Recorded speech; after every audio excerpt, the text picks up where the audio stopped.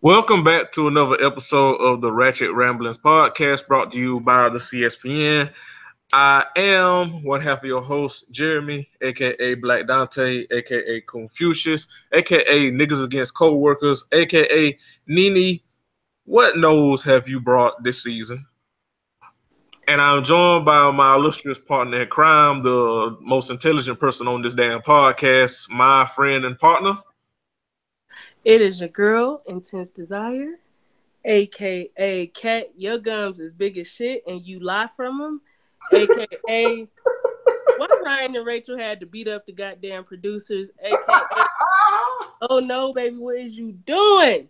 We here. We got you this week. We got some.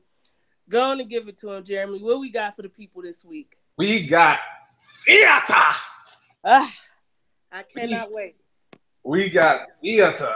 You can find our podcast on our network at the CSPN. Go to our website, cspn.us, and click that podcast tab and click Ratchet Ramblings and listen to all of our episodes thus far with all of our wonderful guests and friends. And if you like us, share us with your friends, your foes, your annoying ass little head ass cousin, and give us a review and a 5 star, however you listen to us, and we will read it on the air. And listen, gotta tell you something. Pastor and co-pastor are not pleased. We ain't got no reviews in a long time. We've been getting ratings, but we ain't been getting reviews. Now y'all slipping now. You gotta put in on the collection plate. I know y'all niggas got paid today. I know y'all niggas got paid today. Put some on it. Put some on it. Help pastor and co-pastor out. Help us get this white folks money. But if you give us a review, we'll read it on the air. And if you like our show and all of our other wonderful shows on the CSPN, go to that Keep Our Podcast Free tab and shop with our sponsors. And every purchase that you make through our website will give our boss man, CEO Classic Material, and he who is Don De Laurenti money to keep the lights on, so you won't have to pay to listen to me sound like some brake pads. And with that, well, first of all, let's get this out of the way. Um, we're recording this on Friday. It has been a very heavy week. On social media, a very heavy past 3 weeks. And a very heavy day, especially on social media, particularly Twitter today. And we're not gonna go into complete detail, but just know that victims of assault, harassment, particularly women, we believe you, we love you, we support you, we stand with you. And to men, we just got to do fucking better, dog. Like that's really the black ass bottom line. Like we ain't no not all men shit, ain't no performative shit. Like the black ass bottom fucking line is, as a collective, as a whole, we got to do fucking better. And we're gonna try to provide y'all with a bit of brevity. Whenever y'all hear this, give y'all some laughs, help y'all through this, wherever y'all listening to this. And that's really all I had to say. Candace, if you got anything to add?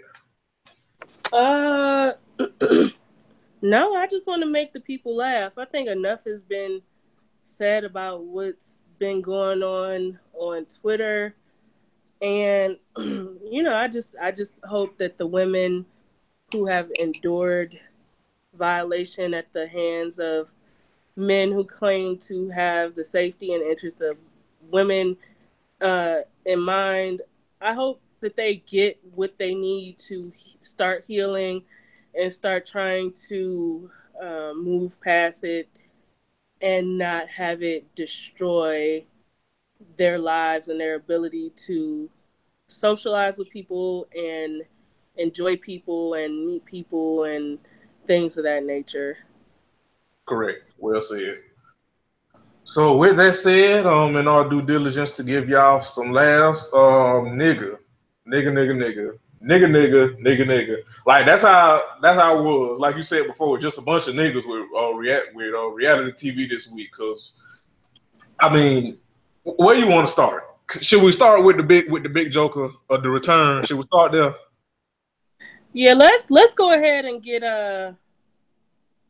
let's go ahead and get Black Ink out the way because Love and Hip Hop shouldn't take us long because it really wasn't that spicy. Yeah. So and it wasn't. And then in more important news, we got the return of Real Housewives of Atlanta. And Married to Medicine. I don't know if you watch it, but I do watch it. So if any of our listeners watch Married to Medicine and they want us to discuss it, then I'm sure Jeremy can watch it. But if nobody wants to discuss it, I'll just watch it on my own and live tweet it from my timeline most Sundays. So I get on it. I ain't gonna lie, I'm fucked around and completely forgot we said we were gonna add that to the docket. But I have no problem getting into it. It's like a few seasons in, and I like if you never watched it, you know, I can help you catch up to where they at this season because at one point they started on Bravo, then they went to another channel, and then they came back to Bravo. So like I don't even know if you could find all the seasons on Bravo on demand or something like that. Oh, okay. But if you decide to watch it and you want to get caught up, because last season was the best season anyways, and so I do think maybe last season was on Bravo. Hopefully. Okay.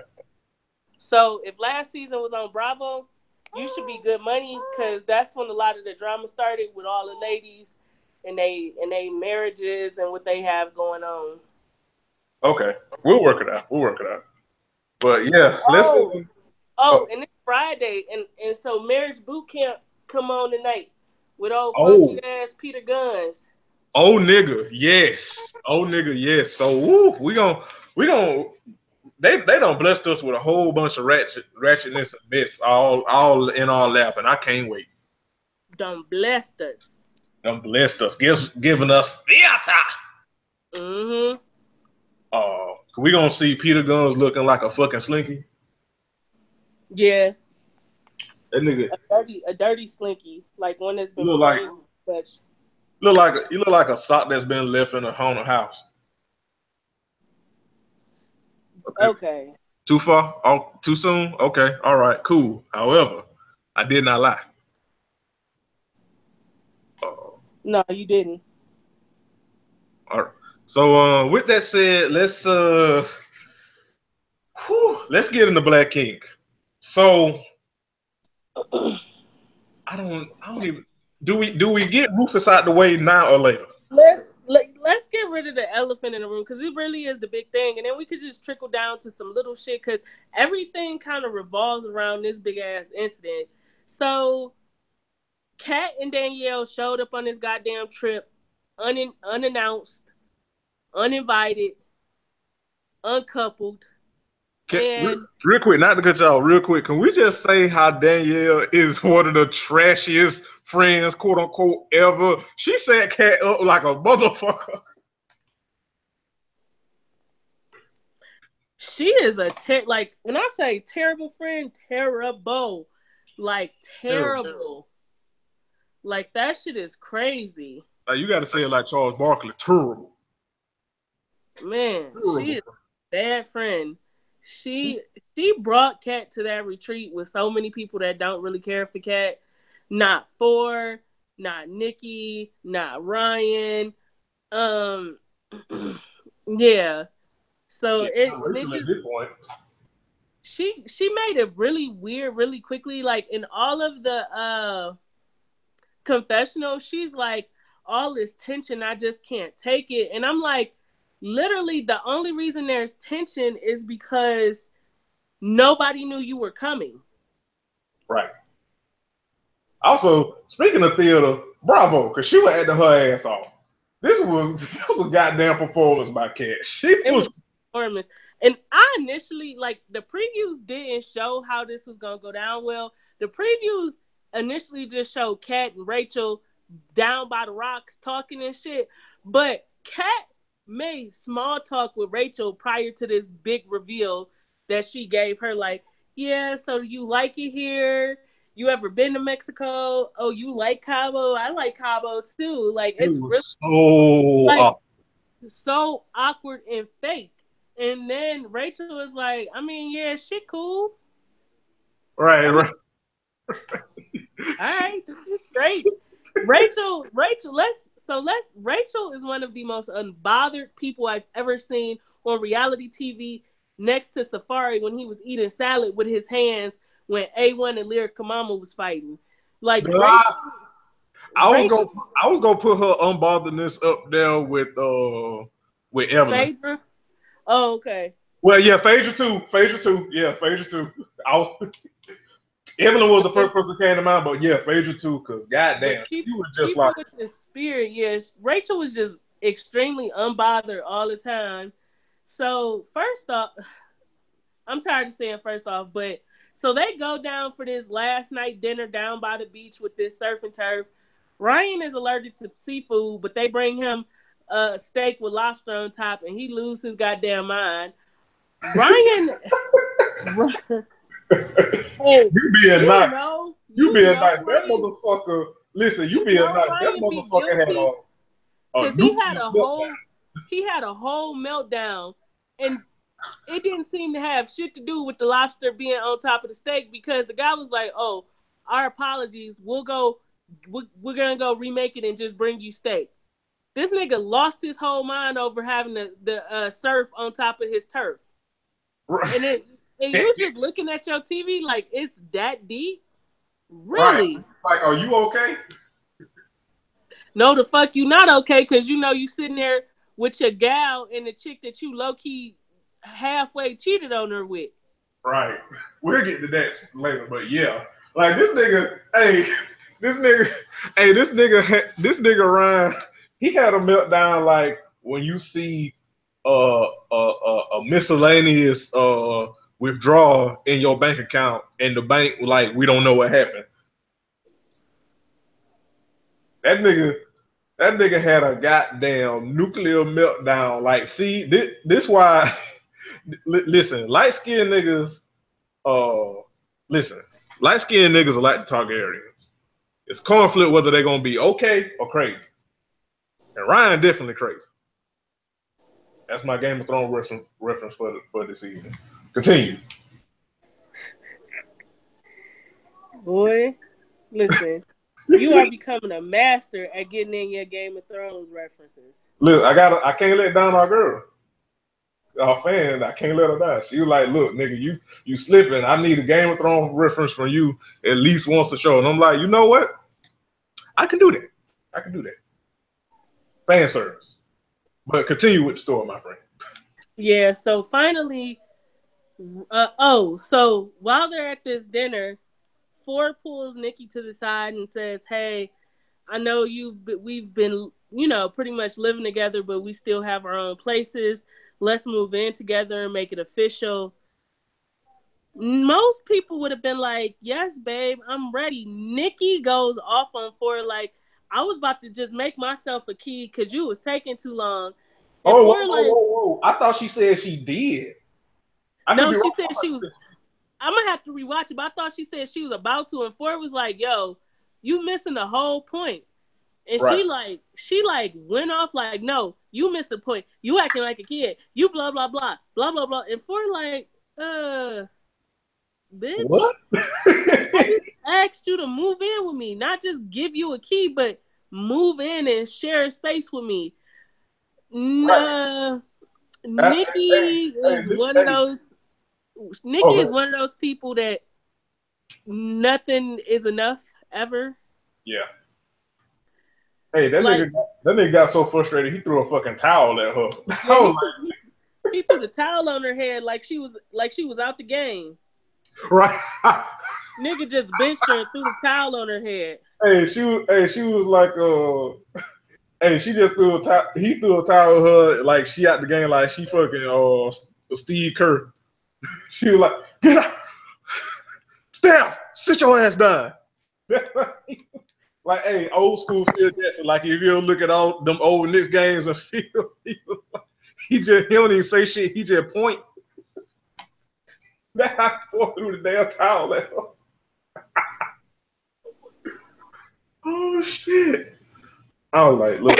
Didn't we say it last week? Like, Nikki, as a matter of fact, I think you said it. Nikki is one of those women that has pretty privilege because, like, if she was ugly, wouldn't nobody be putting up with this shit, including for.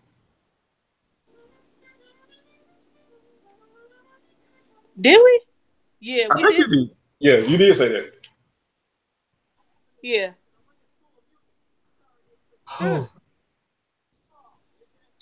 So, and like she went full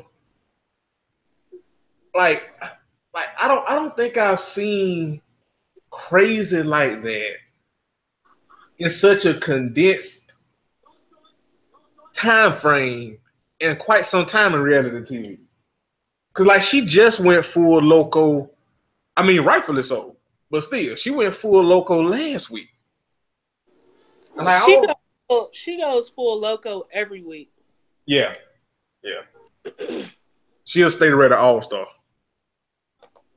Like she loses her shit every week about something, no matter how small. Last week I was in agreement because get Velvet the fuck out of here, but we'll get to her in a minute. And get Cat the fuck out of here too, but this week it was really uncalled for. And like I'm noticing a trend in with two of the men this season. Like they're giving it effort and the women are sabotaging the situation. And funny enough, it's Four and Don and it's Nikki and Ashley constantly sabotaging the relationship with a high level of crazy and avian aerodynamics. Yeah. Like Giraffe's ass levels of crazy. Like just high up. Snoop like Dogg on a day that ends in Y levels of crazy. Yes. Bow Wow's level of delusion crazy. All right, that's enough. Okay. I mean, you didn't lie. When he put himself in the back of the car with Suge Knight. Listen. No, did you see the other one the other day when he was like the only president I acknowledge and put in Tupac? Yeah. Well, hey, somebody caught on to him and like, this is why we clown you. Like, I done told y'all, look, you listen, you can't respect a nigga who real name sound like bullshit. I'm just saying. Nigga name is fucking Shad Moss. Shit crazy. But so after Four and Nikki have the most random argument over her getting her way. Right. Yo, how you mad you got your way? What? Hey, it just hit you though. It just hit me. Like, nigga, she got her way and you still mad. Nigga, you won. What you do?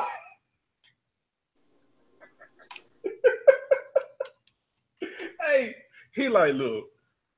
One week she like, I want to move in. Like, what are we talking about? Like, what like I should already be moved in. Weeks later, he like, all right, you know what? You can go ahead and move in. We can have this living space together. Oh, well, I was gonna get a key anyway. He like, what? Like, are you okay? No, the fuck you not okay, Nikki. Like, what you doing? What? What?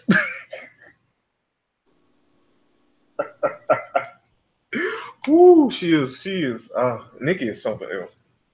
But so speaking of Four, so Four was the one that finally told Cobra the truth about Velvet, and he explained it in the most niggerish ass of ways.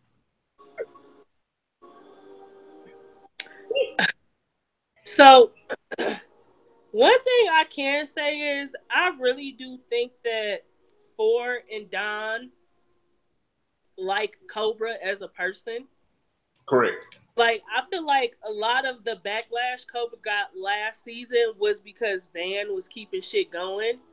And now that he, like, now that he's not around, most times Cobra is around, the shop loves Cobra. Yeah. Well, Four and Don love Cobra. Yeah. And so, Four, like, hey, hey sis, let's go in the kitchen and make some drinks. Nigga, like, so we was at the strip club and I could have got the pussy. And she like, dude, what? Now, mind you, the craziest part about this is that Cobra is white as shit, right? She don't have Right. no idea what these niggas is trying to say. These really super hood ass Chicago niggas, like, if I wanted the pussy, I could have got the pussy, like got the pussy. You know what I'm saying? And she's like, what? What are you trying to say? Hey, she went full white woman. She went full. Let me talk to your manager. Hey, she went full pumpkin spice latte. Oh shit! I was like, wait, okay. And so when she finally found out, I didn't think Cobra would have the backbone to do it, but she pretty much told Velvet to get out. Essentially, I ain't gonna lie, I was proud of Cobra. I was. I was really proud of Cobra because a lot of times, so Velvet preys on women and it sucks, but like the type of woman Velvet is, she'll prey on women or men. And she basically picked up on the fact that Cobra didn't really have no support system. So she could, you know, make her feel like she like fucking her, and then make her feel like she the only one there for her, and then use her. You know, she got some TV time and some other shit, and but you sitting up here telling her coworkers like, "That ain't my woman. We Right. cool or whatever." She like a typical nigga. That's the shit that bothered me. It was like typical nigga shit. It really was. Like she really was. Hey, remember how on Love and Hip Hop Atlanta, how Shooter was about the thing with him and old girl that looked like Banjo Kazooie with Yeah. the one with the Stephen A. Smith hairline. He was like, "Shit, fuck it, tell her." That's how Velvet was. She was like, "I mean, it is what it is. I mean, what you want me to say?" And I felt so bad for Cobra. I felt so bad. Like I felt bad that she was embarrassed like that and used like that. Cause she didn't deserve that. Nah, I think she really liked Cobra. I think she really was stepping out of her comfort zone and trying to embark on a full-fledged relationship out the closet. Like, because I know we joke about it. I feel like Cobra, and I let me say this. We don't joke about Cobra's sexuality as if something is wrong with it, or we don't mean it in a demeaning way. But you could definitely tell that Cobra has identified as a lesbian for a lot of her life and was just scared to come out and say so. But I feel like with Velvet, I feel like she picked the wrong person to try to do the right thing with. Like she seemed to really want a girlfriend and live out in the open and live in her truth. And Velvet was just looking for some TV time and some singles. It's right, right. Like I said, I feel so bad for Cobra because she been the seasons punching bag pretty much all season, and like I really felt bad for her. Like I really did. Uh, but yeah, I mean, shout out to Four for telling her it was just the most nigga. It was like Ebonics 3000, like nigga. It was the most nigga ass information I'd have heard. But I was happy that he told her because somebody had to. Somebody had to. Somebody that really, like you said, genuinely like her because I think, like you said, I think Four and Don like probably some of the only ones that genuinely really like her. And like I was happy that they told her because it needed to be said. Truth needed what the truth needed to be exposed and you know they Velvet got the fuck up out of here. Uh, so so I don't know Kat personally, but I'm pretty sure her favorite song is "Hello, Barbara. This is Shirley," because that's what she was channeling the whole goddamn time she was there. And when she came and talked to fucking Rachel.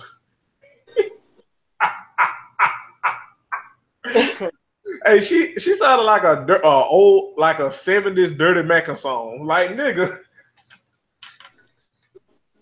Hey, hey, you know that Bobby Womack song? I wish he didn't trust me so much. That was Cat, but hey, you stupid. Did I lie? No, Did I you lie didn't. to my question? It also could be that I'm almost halfway through this bottle of wine, but you know, bear with me. Oh, speaking of Danielle, so we gotta briefly address how they just snuck Terrence the fuck up in there. Yeah. Hey, why they clown Terrence for always walking in like he God? hey, he always making an old I am here peasants ass entrance. He definitely do. He definitely walk in like he always in like rap squat mode. He always walk in like that. Yeah, and look mad frail while doing it. Dude, nigga. Hey, when you saw that flashback when they flashback to when him and Ryan got into it, and Ryan was standing next to him looked like a linebacker and like a 14-year-old. Which is crazy because Ryan mad small. Yeah. Yeah. She snuck him in and Kat was pissed like, you bring me to a couple's trip and I'm the only person here that's not in the couple. Like, well, bitch, yo bad. Right. Hey, Danielle is the I don't it's kind of like a coin flip, but I don't know who messy is, Danielle or Charmaine. Probably Danielle. Yeah, I think after this stunt she pulled, I think it's safe to say it's Danielle because goddamn, I mean just goddamn, just let that girl out there to dry. Hey, she dead ass was like, hey, she looked at Cat like, bye bye, bitch, like nigga, you are a horrible friend, horrible, absolutely horrible, worst friend of the year, hands down, hands down. So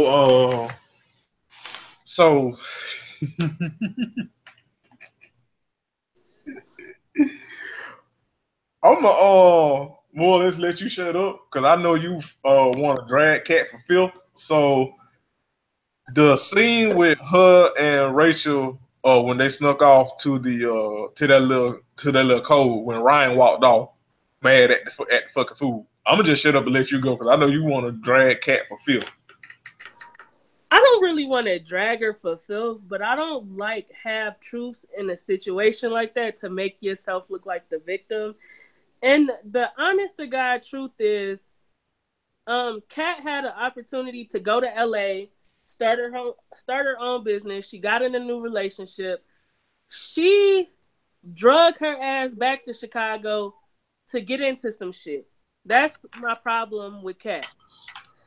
I do understand that possibly Ryan led her on prior to him getting back with Rachel and telling her, that he had feelings for her. And for that, I do believe Ryan is a scumbag. Because the moment that he decided he was going to get back with Rachel, he should have been honest with Kat. Not even on some lover shit, but since they had always been friends, and at one point in time, if you look at previous seasons, he referred to Kat as like a little sister. So if y'all bond was on some deep shit like that, there is no reason that you shouldn't have been honest with Kat about getting back with Rachel and still admiring and what's the word I'm looking for? Valuing their friendship. Yes. And so Kat comes back to the cabin, manages to wander into the bathroom with Ryan in the shower, and something transpired. I don't think it was full-fledged sex. I feel like they were either kissing or she was giving Ryan oral sex. But for her to spin it like they fucked and she has never definitively said we hooked up at the cabin, it's always we basically hooked up. Like, we pretty much hooked up. Like, either you fucked or you did it. Like, that's my thing with that. Either you and Ryan had sex or y'all were about to have sex. Draw the line in the sand and be honest about it, because Kat is making it seem like she has been Ryan's mistress all her goddamn life. 12 years of Rufus. So, hey. So far? Okay, cool. However, I didn't lie. But in my defense, it's not the worst thing I've said. In my defense. No, it's not. In your defense, it's really not. But so her going and talking to Rachel and like not, and then she made a comment after Rachel and Ryan got up, and she was like, "I told her what she needed to know." What? So basically, you did not tell the truth, because what somebody needs to know and the truth can be two completely different things. You told her what you thought would send her over the edge and make her go off on Ryan. And she looked bothered as fuck. Yeah, she did. And Ryan came back over like, what the fuck is this? I'm telling the truth, Ryan. He like, what truth? And not like, that was a scumbag line from the heart. That's how you know Ryan was a piece of shit in the situation. Because the nigga was like, what truth you telling? Nigga, the truth for y'all was doing something in that goddamn bathroom that you need to admit to. Right.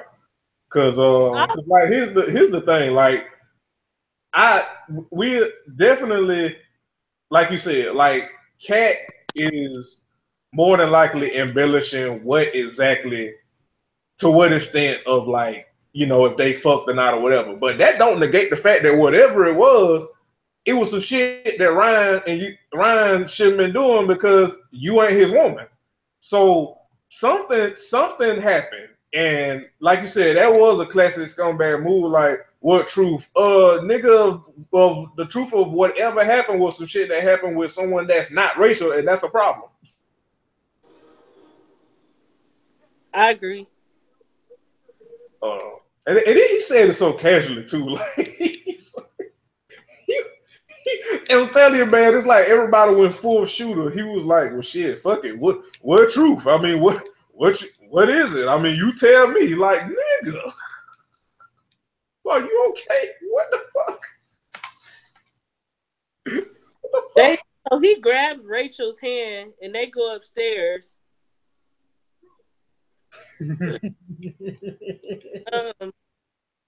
And so this is where I get a little confused, because so Rachel's even temper led me to believe one or two things. One, either Ryan fed her some piece of a bullshit story about what happened in that cabin, or two, she just didn't want to let Kat see her sweat. And I think I want to lean towards one, but then kind of two. But how can you lean towards two when the whole cast heard her wild out and beat the producer ass anyways? My nigga, she flipped the fuck out. Even before we get up there, like when the camera was following her and Ryan, she was like, get the fucking camera out my face. I'm not playing with you. Like, right. Because from the preview that they showed last week, we all thought that she was going off on either Kat or Ryan. These niggas together, her and Ryan, these niggas fighting the fucking producer. I was like, what the fuck is this? Right. Which, so I feel like Ryan told Rachel that him and Kat was drunk and they had like some little kiss. Right. I thought he mentioned none of the details about them being in the bathroom, pretty much butt ass naked, and him talk about if his dick come out, it's staying out. Like, I do think he left out a lot of details. I agree. And so when Kat told her, she was just kind of like, at first she was like, okay, like, bitch, I know. And then like you could see the realization start to hit her eyes that more than what Ryan told her went on. And then they rushed upstairs to fight with the producers. I'm talking about they was knocking niggas out left and right. 1, 2, 1, 2, 1, 2, 1, 2 and shit. Look, I thought this had turned I into thought that shit was Holyfield and Tyson. Niggas was just in there. I thought Ryan was gonna bite the nigga ear off. right. Called that nigga by his government name. You ain't got no balls now, Rashid. Like, right. Call that nigga his whole government, his whole name that his mom gave him. Because you know Rashid, nicknamed Sheed, called that nigga Rashid. Oh, right. So you don't have no balls now, Rashid? Like, whoa. Look, sounded out that motherfucker to the T, to the syllable. Listen. Look, that's how you know you mad when a motherfucker pronounce your whole name with the syllable. Because you know black folks will slur some shit in a minute. But when a motherfucker pronounce your whole ass name correctly with the syllable, that's how you know a nigga mad. So in all of that, it showed me that most people don't know what they sign up for when they get on reality TV. Because even the reality TV producers a lot of your face and still invite extra drama. Like, they fucking knew Cat was coming. They planned for Cat to come. There was no way Cat was not going to come while Ryan and Rachel was there. Right. So regardless if they told them that Cat wasn't coming or what the fuck ever, they knew Cat was coming. And Ryan and Rachel was naive as fuck for believing that they was not going to set it up so that it could be theater. Because that's exactly what they did. They set that shit up so that drama...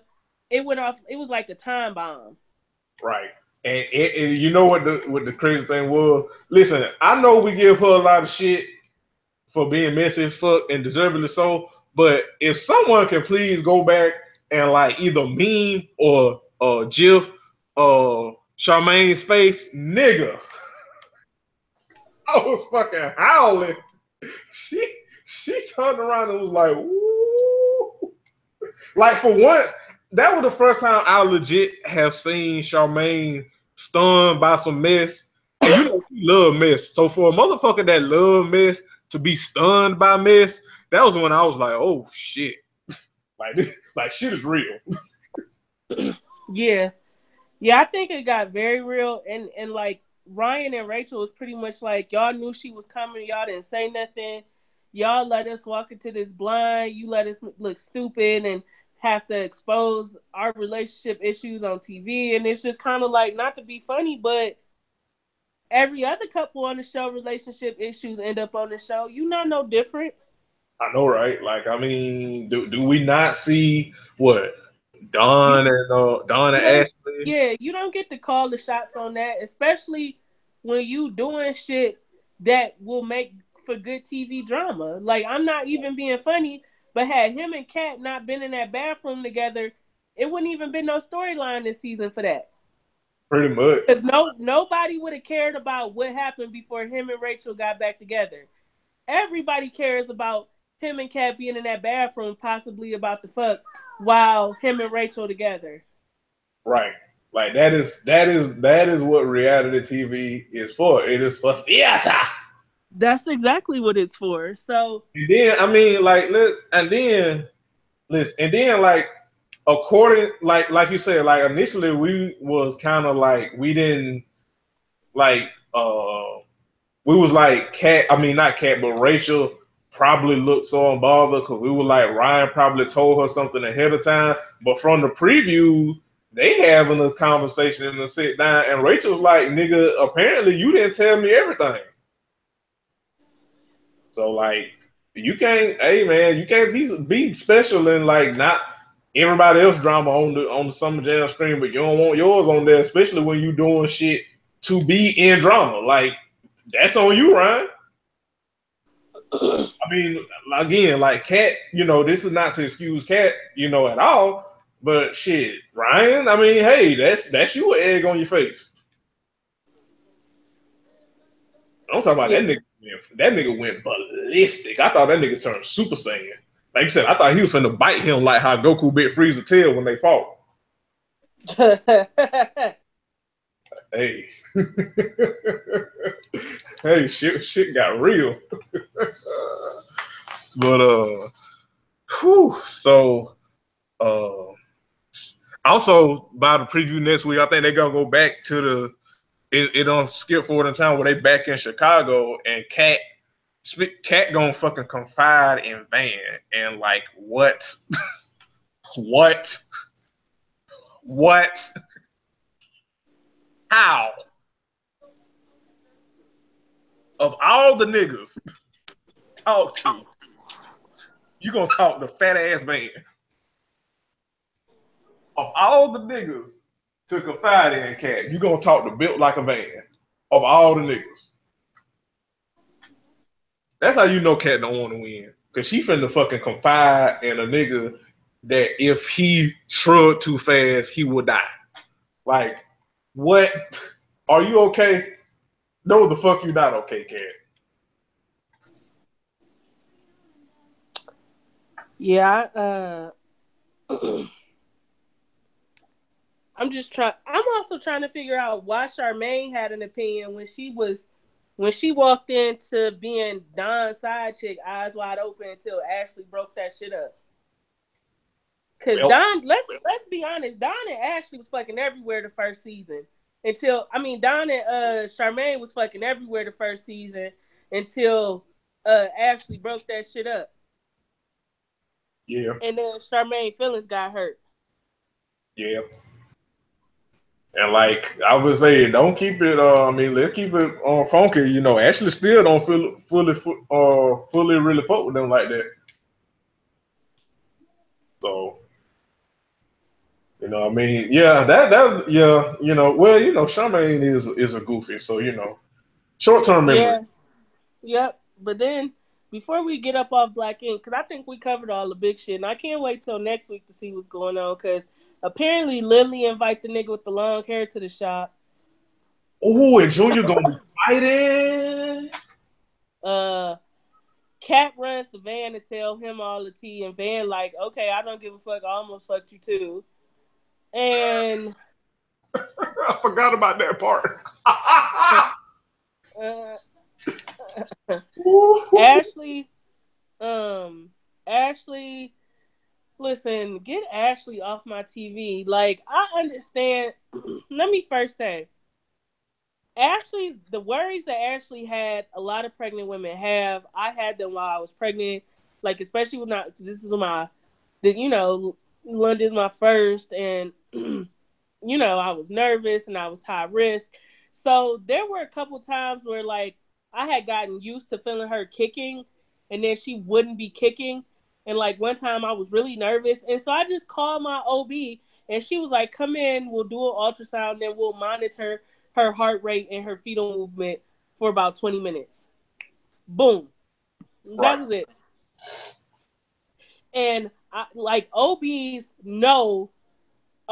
and the nursing staff know that this is common, that moms have this, these worries while they're pregnant. And so you can go into any maternity ward, like if it's after hours, if it's during business hours, you can go to your OB even without an appointment, say, "Hey, I haven't been feeling the baby kick. I'm nervous. Can you do a quick ultrasound and fetal heart rate monitor?" They do it right away. If it's closed, you can go to a delivery ward, like a maternity unit, because they monitor the baby's heart rate and stuff before it's time for you to actually give birth. So seeing Ashley sit her ass on that couch the whole episode complaining about not feeling the baby kick, and then she called Don like 3 times, "Baby, what Don gonna do for you in Cabo?" Right. I understand you want him to know, but you could have left a message. "Hey, Don, I'm not feeling well. I don't feel the baby moving. My brother's about to take me to the hospital. Please give me a call as soon as you get this."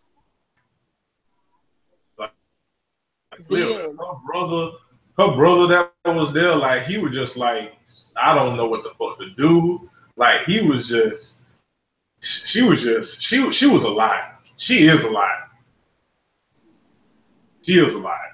And like when it comes to like stuff about women's body, and especially with Ashley and this pregnancy, I usually defer to you because you have way more knowledge and experience dealing with this kind of stuff than I do. But yes, London. Hey, London, how you doing? So she got to make her appearance. Yeah, she gotta make her weekly appearance. Yeah. Yeah, like I was saying, I defer to you about that kind of stuff, but she just seemed like a lot. Like it was just like She is really obnoxious all the time. In the next episode, she is like she's like talking to Don like a kid, like where the fuck was you? And the baby wasn't moving and blah blah blah. And it's just like sis. I love it. That is some cold blooded shit to do to somebody, especially when 9 times out of 10, if you out the country, most times when you out the country, you cut your phone off unless you're about to make a call or if you on Wi-Fi because you're not about to pay international roaming charges. Correct. So, like that shit ain't free. No, it ain't free. So I highly understand why his phone was probably going to voicemail. 2, if nothing happened to the baby, why are you trying to put that type of fear in him to hurt him? Right, and to prove a point. Like, the one thing I noticed about Ashley, she's real spiteful. Like, even when she's getting what she wants, she's still spiteful. And that is so ugly to me. Like, it's uglier than her wigs. What Curtis called her fake ass Phaedra. Yes. She really is though. That's why her and Nikki are like the Bird Wonder twins. Like they two sides of the same coin. But yeah, she is so much. She's so much and so little all at the same time. But I think that's it for Black Ink. So yeah, that's it for Black Ink. Love Hip Hop. Go ahead and get hip hop out the way. Yeah, because it was kind of dry. So you want to start with Super Russian Spy Judy? Nuh-uh. I want to get this off my chest first. You're not gonna find another Cardi B, Mona. Listen. So stop casting 3 off-brand Cardi Bs. Listen, Marshall's Cardi. We don't need that old ass chick with the blue hair. I can't even think her name. Anais. Yeah, we don't like Anais. Is a off-brand old, unhappily married Cardi B. We don't need her. Like shit, I was gonna take it a step further. Like she's an off-brand Jocelyn. Yeah, even that. We don't need Anais. We don't need whatever doll. I don't even know what type of doll she is. Dream doll. Dream doll, China doll, Barbie doll. What the hell is wrong with you? Dream doll. Like when she was practicing her performance, her stripper kick was mad stiff.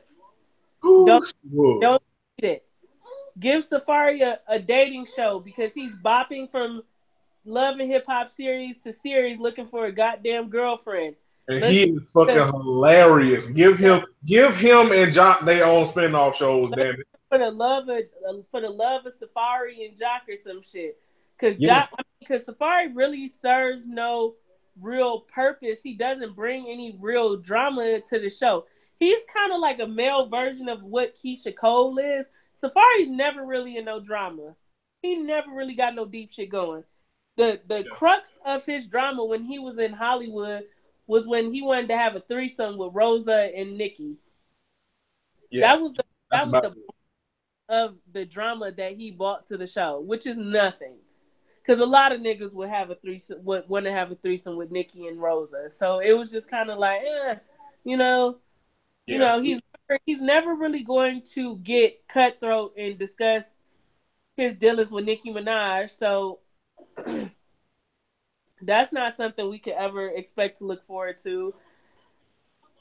So it's just kind of like, give him a dating show. He deserves that. He's funny. Kind of like how Flavor Love was.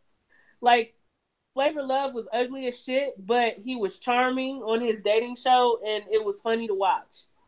Give Correct. Safari. I feel like a flavor of Safari would be, you know, a Safari of Love would be good. So Safari of Love, I like it. That Yeah. may or may not be the showtime. And what's the other little shit we could get out the way before we skip on over to Inspector Judy?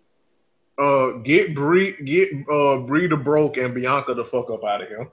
I'm very tired of Spy versus Spy. You remember on Mad TV on Spy versus Spy with the black spy and the white spy that looked just alike? Yes. The hell is wrong with you?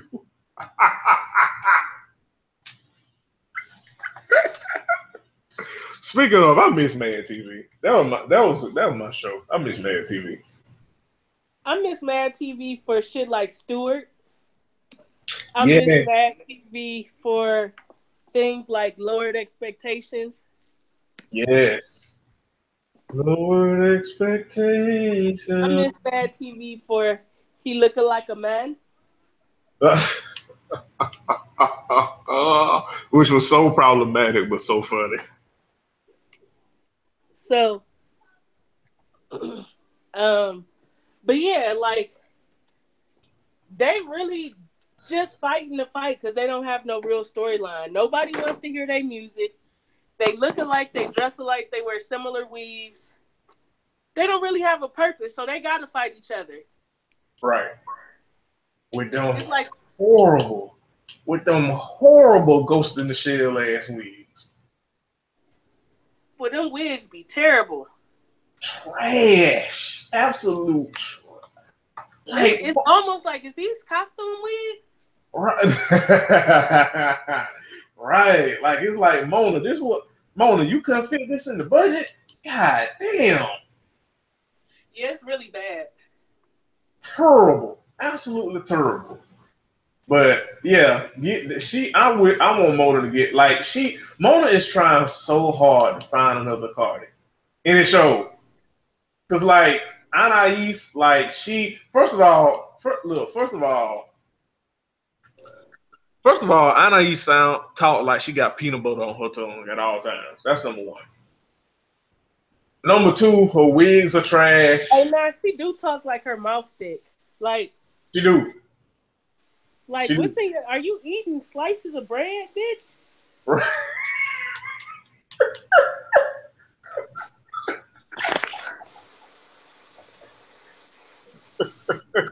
That's how I sound. Like she just got a mouthful of garlic bread. Yeah, it's like, is everything okay, sis? Right, no, the fuck it ain't.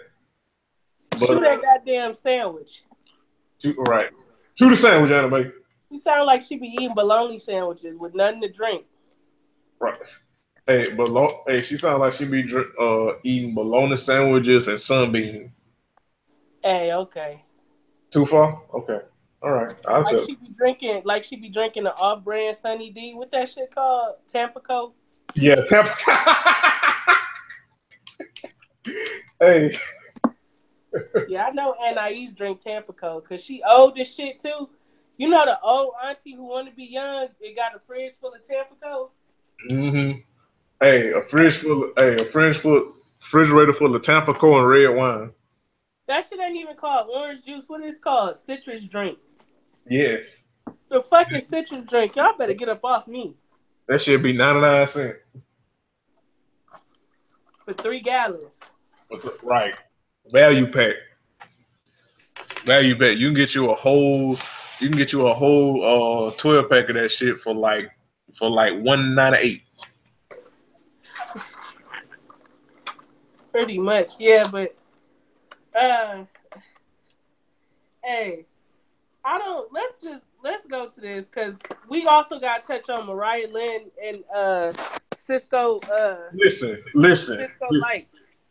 Listen, look. When we get to that, listen. When we get to that, I'm gonna let you finish, and then I just gotta rant. But go ahead. Let's get to it. Let's go. So, First off, I don't feel sorry for Yandy, and may she have to rot and shit where Judy is concerned, because Judy is doing no more to Yandy than she did to Mendeecees' other baby mamas when Mendeecees was not in jail.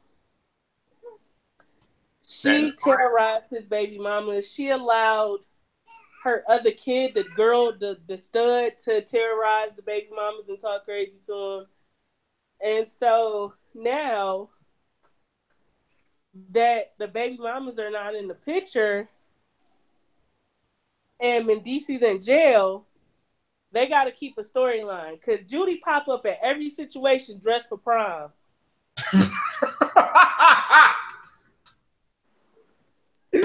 Hey, Judy be showing up. Hey, Judy be showing up to every function dressed like the oldest tenured teacher at the ball in the school.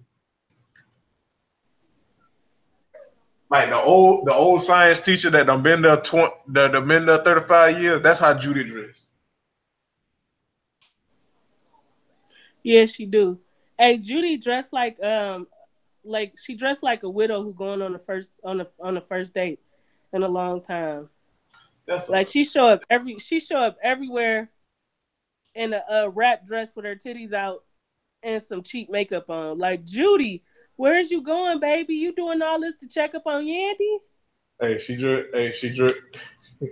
Hey, she dressed like she got a fall collection of white diamonds. She probably do be wearing white diamonds. I know she do. You know it. You already know. I'm under no delusion that Judy be up here in white diamond. White diamond and kitten heels. I know she had on some kitten heels. So she showed her ass up.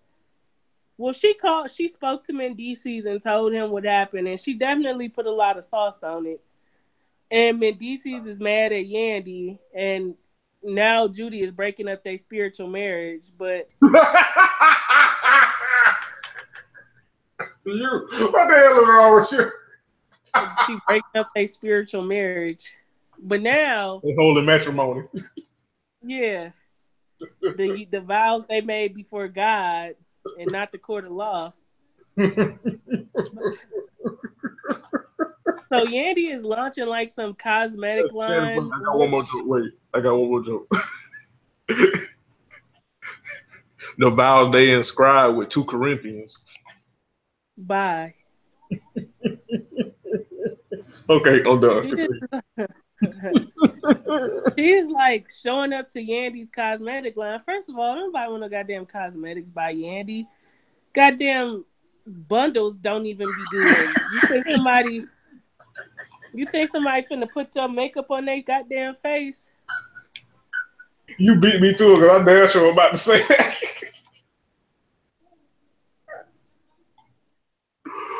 Oh shit! Hey, why we bullshit though? Hey, what if they do come out with Yandy do come out with a line of bundles? Nigga, I will burn everything down. Right. So I'll write a strongly worded white woman letter. No, Yandy do got a hairline. How? She definitely do got a hairline. I see what the fuck you did. No, I'm serious. She does. She has a line of weave. Like, I've seen her advertise it on Instagram before. Who is buying that shit? Women like her, wifeys. Hey, remember she did that damn Instagram video with the fucking shirt? Yes, the wife shirt. Yeah. That's why I don't feel sorry for her now. Keep that same energy. You the wife. You the wife. Hey. You gotta deal. You gotta deal with the mom-in-law and all of that when shit is not on your side. Hey, you are absolutely right, and I don't feel sorry for her. It was fucking hilarious that, like, when Judy was going through like this whole spiel about how how Yandy dressing provocatively, and then VH1. The one thing that VH1 does do right, and I'll give Mona does, and I will give them that, is like they will pull receipts. And like the whole time Judy going into this spiel with her 135 teeth in her mouth, They pulled them pictures that she was talking about, and Judy said she was dressed provocatively. Nigga, Yandy had on regular clothes. Like, what the? How like Judy? This ain't 1971. What you doing? Right. Oh, we gotta shout out our fave, our new king, Jonathan. Oh, well, first of all, yeah, I still can't believe Judy bought that ugly ass sweater to that event, and her titties was showing more than goddamn Yandy's was. Which was the most hilarious of irony. But continue, I yeah. was like, okay, yeah, but Jonathan is one well dressed, attractive, not loud and obnoxious gay man, and I fucking loved it. Like I loved seeing him there. And Juju always walk in looking like a glass of goddamn dark chocolate milk. Listen. You saw how that nigga. You saw how Jonathan's skin was glistening, nigga. Glistening. I was like, nigga, what kind of butter do you use, and how can I get some? Yeah, Jonathan was looking like a god. The suit well tailored, all of that. Just looked amazing. He definitely did. Yeah, I was with it. And like I'm always ready to see Juju. She is so gorgeous. That is a beautiful woman. And then when she be speaking Spanish, I'll be like, ooh. I be ready to roll my R's when I start talking. Like Juju is freaking gorgeous. Yeah. Yes. You gorgeous too. Get off that. Bad. Definitely. But yeah. Yeah, so that like I was like, okay, like Judy in every scene, that's because she trying to get them the check that Mendici's not getting while he in jail. Cause I know Mama ain't paying Mendici's while he in no goddamn jail. Hilarious. Hey, look, that damn sweater that Judy brought, I was like, nigga, we still in slavery? Like, what is going on?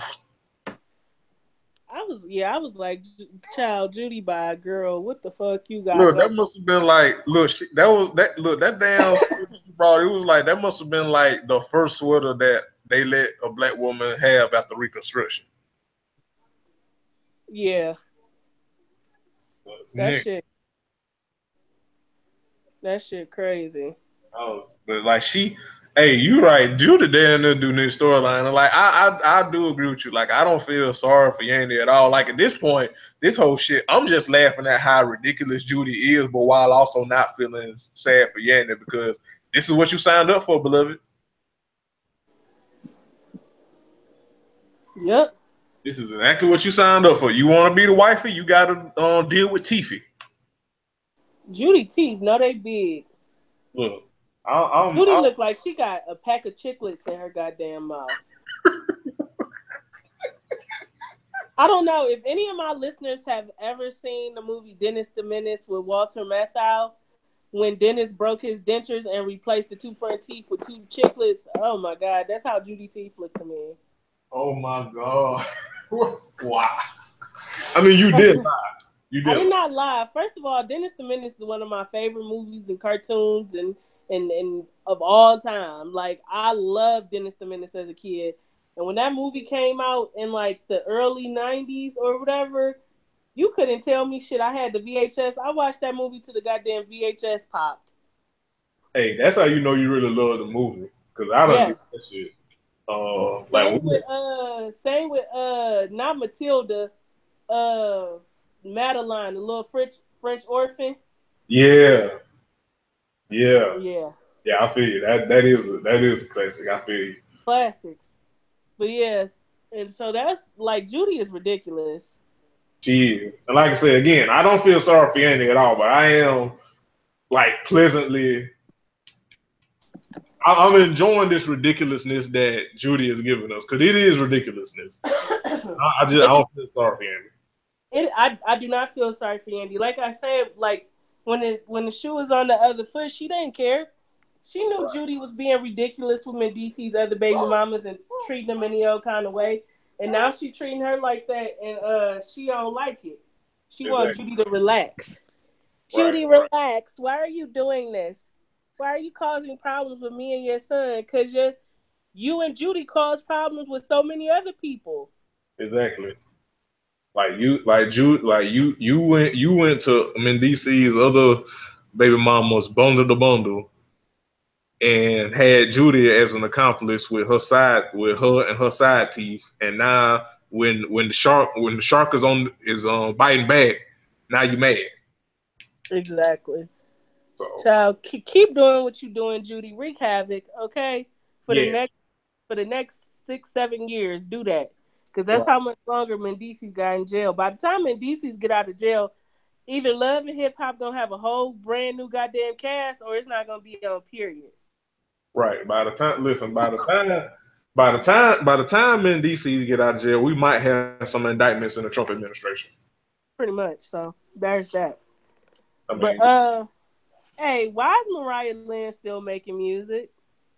first of all, first of all, why is Mariah Lynn still on Love and Hip Hop? I mean, let's get to the nitty gritty of it. Like, what? Why is she still a thing? Heavy air quotes. Cause I like, nigga. This is not. This is a long past time from not too long ago. I was a hoe and a minute and all that shit. Like that. That was a cute little love and hip hop bop or whatever. But nigga, it's been years. We don't need it anymore. What are you doing? Abort mission, Mona. Stop it, please. From a young thug's heart, please. And like, not you know what. On top of the fact that Mariah Lynn has run her course, her goddamn wigs, nigga, her wigs You might know be what? A just as white crazy woman as in wigs that bad is so confusing to me. right. Like Like, it's like, really, like, why? Like, right. I know, like, and you know, white women got like fine hair and shit, and I'm pretty sure it ain't like protective style. I know her edge is fucked up. Oh, Them wigs just rubbing all that thin ass hair right on out. you know her wigs look like an Iraqi war zone. You already know. Goddamn wigs look like Afghanistan. I'm taking bombs over Baghdad. Right. So I don't like. That's what I'm saying. Like Mona, like you, I know you got money in the budget for some better wigs. I know you do. What you doing, Mona? Please, Mona, the poet, the prophet. What you doing? At least get us some better wigs. That's all I'm asking. That's all the Give me youngsters. a better person. They literally had to give Mariah Lynn a boyfriend to make her storyline interesting. So her boyfriend could be beefing with DJ Self. Like, you know how low in life you've gotten when you trying to compete with DJ Self? First of all, listen. Do you know how infuriated I was watching this and actually siding with self? Self. Cause this nigga James was doing the fucking most. Hey, nigga took the mic out Mariah Lynn hand at her own listening party. You took the mic at your own woman's listening party because you threatened by self. Self. Hey, I howled when Self cut his mic off. Listen, that is the kind of petty I can appreciate. I ain't gonna sit here and lie. I, hey, hey, that's some executive level petty. And I do appreciate that. Hey, Self was like, who you finna try? I bet it ain't me. Oh, bitch, it ain't me. Exactly. That was Hey, a great moment on the mic cut off. Nigga like, oh, y'all cut my mic off. Like, what? Fucking right. loser. Like we said this before. Like if you my friend, my lover, whatever, don't embarrass me in my goddamn event. Like this supposed to be your woman. Don't embarrass me and try to steal my shine at my goddamn event. Boy, I will stab you. What are you doing? Yeah. Everybody. And James is a drug dealer, and we gonna stop acting like he an up and coming rapper. That's what I'm not about to put up with. Cause I don't know no up and coming rappers driving Lamborghinis and shit. Like either that shit is rented or you selling drugs, but you're not finna tell me you know up and coming rapper. Like And I ain't never heard you on the song. One of the two. Like nigga, this nigga was threatened by Self. Niggas about to have a pissing match with DJ Self. How low in life do you have to be to feel threatened by Self? A nigga that looks and is built like a glazed honey bun. Self. Nigga built like a wheat hamburger bun. He did all right. Okay. Oh, I didn't like. You know what it looked like? He looked like those round glade air fresheners that you get in the dollar store. Yeah, the cheap ones. Yeah, the ones that don't even the ones that don't even be having name brand sense, motherfuckers. a big ass round. Freesia. Yes, that's what he built like. Powder scent. Right. Floral. Right, exactly. That's what the nigga built like, and James up here built like this nigga is a fucking tight end in the NFL, and he's just threatened by Self. And just sensitive as hell for no reason. For no reason, this nigga said Self is a nobody, and while in the bigger picture, yes, Self is definitely a nobody. Nigga, we know Self. Who the fuck is you? Self is a nobody. You a nobody. Right. Like if Self is a nobody, nigga, you don't exist. You are a non-entity. Exactly. Like nigga, you an atom. Like what we doing? Like what's going on here?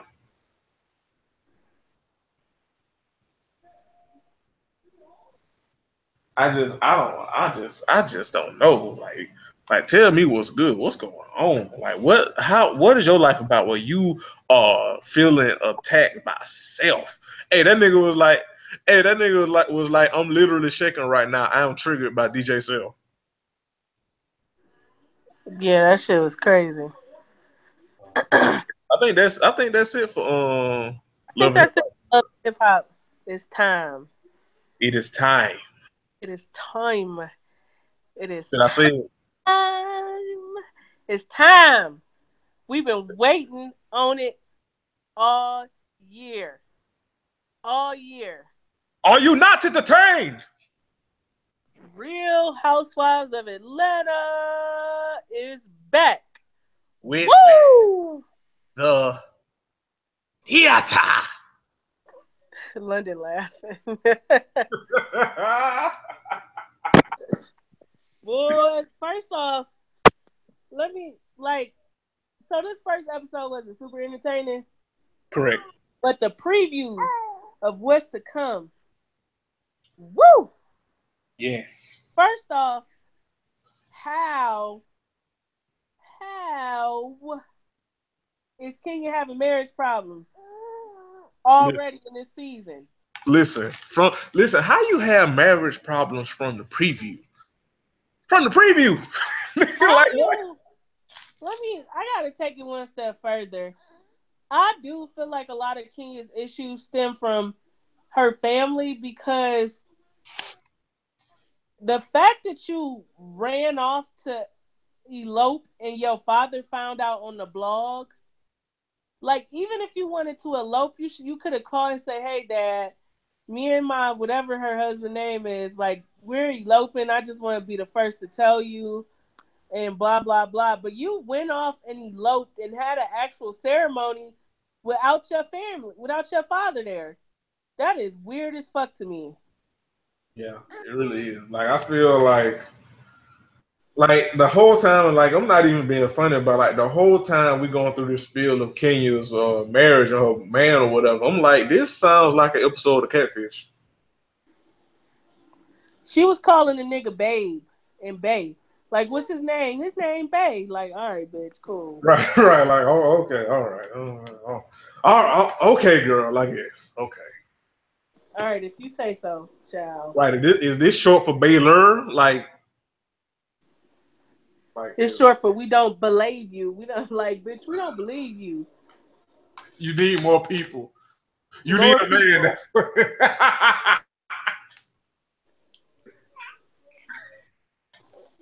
We are horrible people. Yeah, we are. That's really all I have for Kenya. Like, just I don't know. I just thought it was strange that this father you supposed to be so close with, you didn't even let him know you was eloping. He found out on the blogs. He said I had people calling me asking was it true, and I didn't even know what to say. Like, wow, that's Right. nuts. I think that's the part that took me aback a little bit. I was like, whoa. Yeah, that was weird to me. But then, goddamn, let's talk. I want to talk about Cynthia real quick because I'm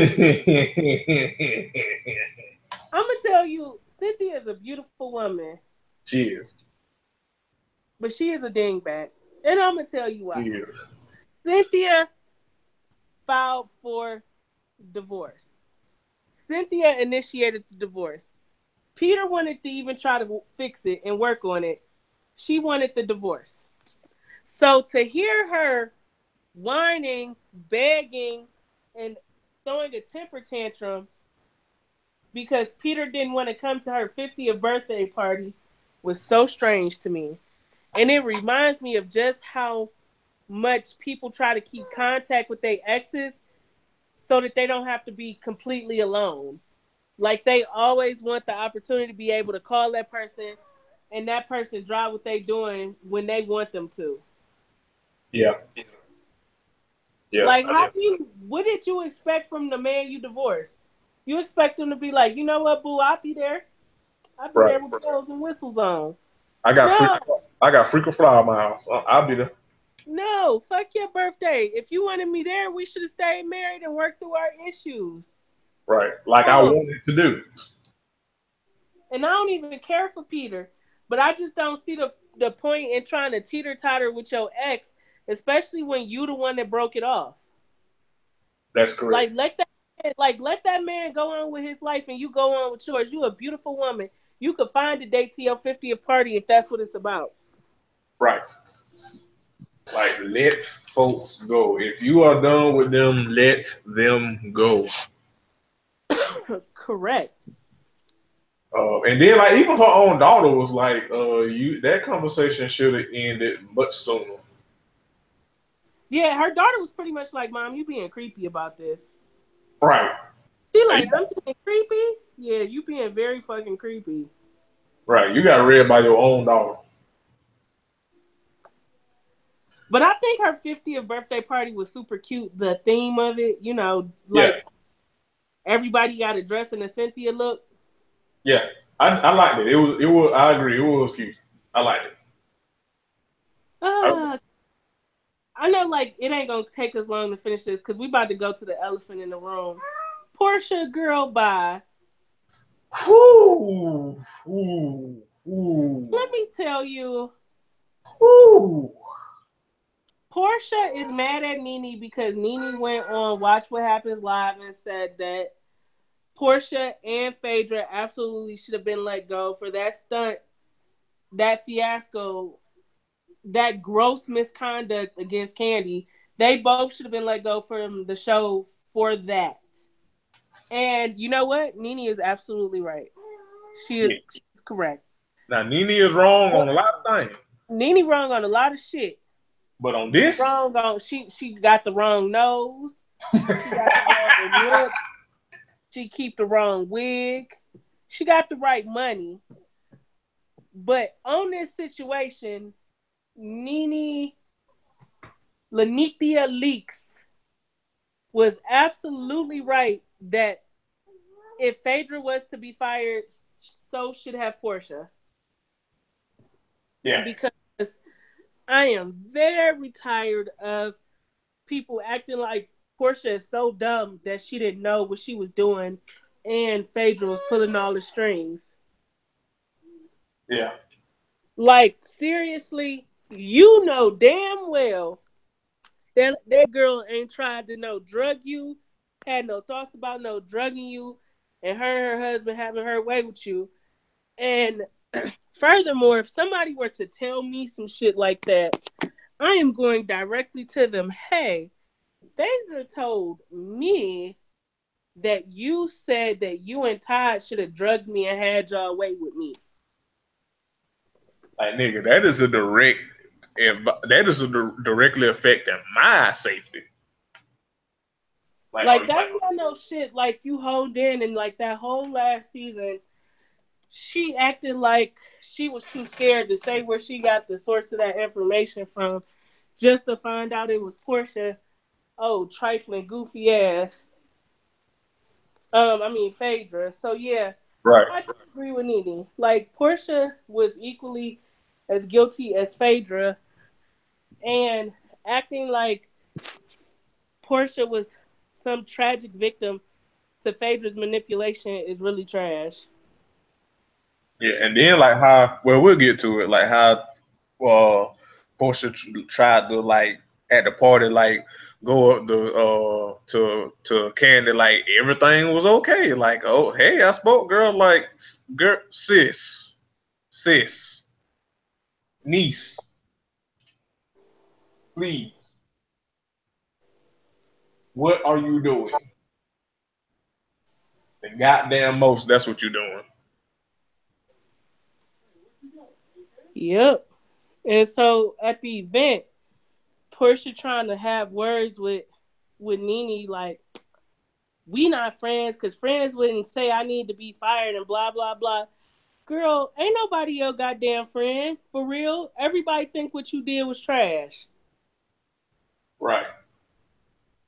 Like, it's not an elephant in the room. Like, everybody pretty much has said that they think that shit is trash. So it's not like it's not like, it's a well kept secret. Oh, speaking of side note, I thought Sheree looked really good. Yeah, Sheree did look really good.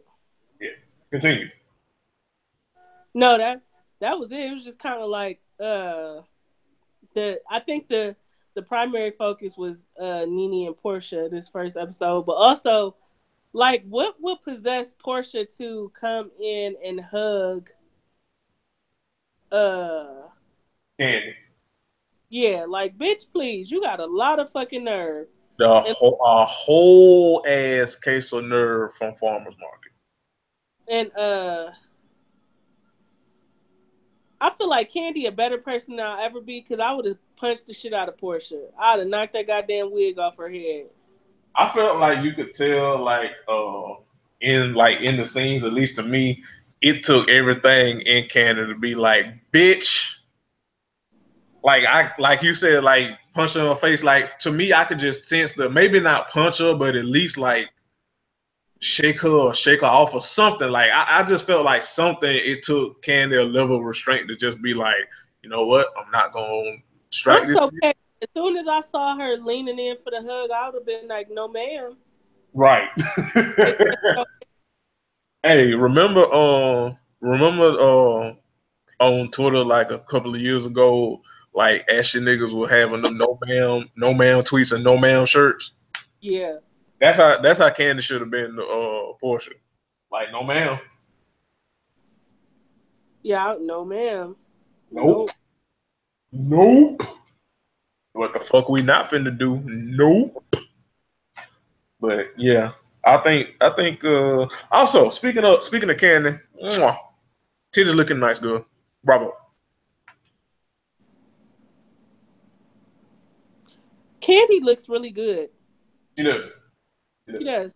I'm not gonna lie, most of the girls, everybody looked really good. Nene looked all right from the neck down.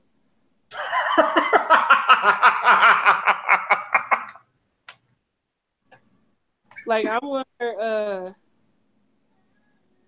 to leave her face alone. I do. Yeah. Because honestly, there was never anything really wrong with Nene's face that plastic surgery could really fix. Nene just has really pronounced features, and now she's starting to look like an alien. Yeah, so Are we gonna address the many stages of the nose? Hey, the title of the episode was 50 Shades of what it was, 50 Shades of Cynthia? Yeah. The title should have been 50 Shades of Nose. No, it literally like nose and no. 50 Right. Shades no on them goddamn noses. Look, them noses. Like and like you said, like she just I don't know, it's just the nose, it's just so much. It's all over the place. Like nigga, if she like if she sneeze, I don't know if she gon' like no, it's like if she blow her nose, I don't know if she gonna blow snot or shrapnel at this point.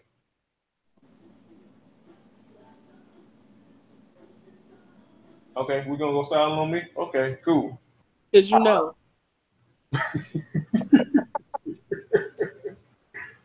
Okay, cool. I'll take that. However, in my defense, it's not the No. most. It's not the worst thing I said. It's getting close. You know what? Fair. Uh, but yeah, I think that's it. Like you said, it was pretty dry. It was basically focused on Portia and Nene, and that it was pretty much it was pretty anticlimactic to me. Like the highlights was how good. Like everybody looked good. I think the highlights were like how good Candy looked. It was good to see Sheree and the shit with Kenya basically having a Manti Te'o boyfriend or husband or fiance or whatever the hell. Yeah.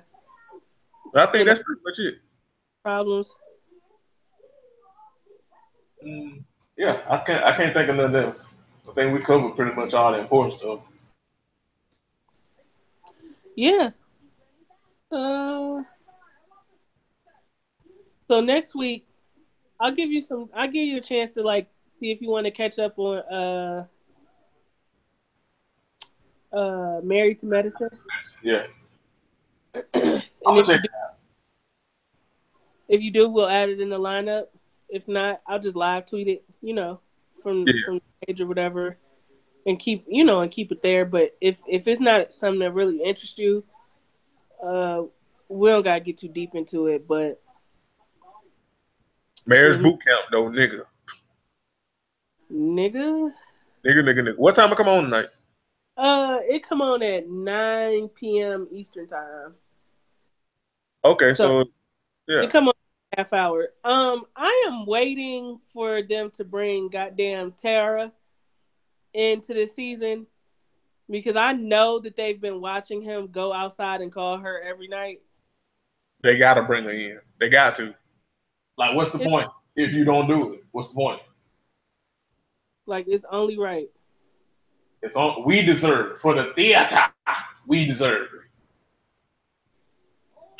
So I think that's about it. I think that's it. Yeah. So, hey, listen, we getting out of here. Join us Sundays and Mondays and Wednesdays for live tweeting. I actually figured out I could watch the show from my iPad through the streaming app. So I probably so we could definitely, start alternating live tweeting Real Housewives and then, I come in and do Married to Medicine or whatever. But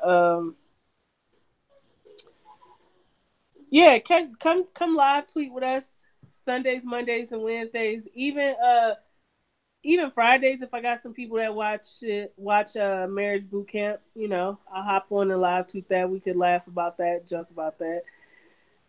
And today going forward, be good to each other. Be good to people. Treat people how you would want people to treat you or treat the people closest to you. Real. And protect who you can protect. And if you can't, find somebody bigger than you that could protect everybody. For real. But yeah, I don't have anything else. I do. Don't forget to check out Crown and Collards. That's really that's the parent show. So check out Crown and Collards with Jeremy and Dan. I always want to thank the CSPN network for giving me a chance to bring my ratchet to the airways. And yeah, that's all I got. Have a good weekend, guys. Yep, and as we have in the show description and the tagline, govern your wigs accordingly. Never go full Judy, and like Candace said, be good to each other, and y'all have a blessed weekend, and we will see y'all next week.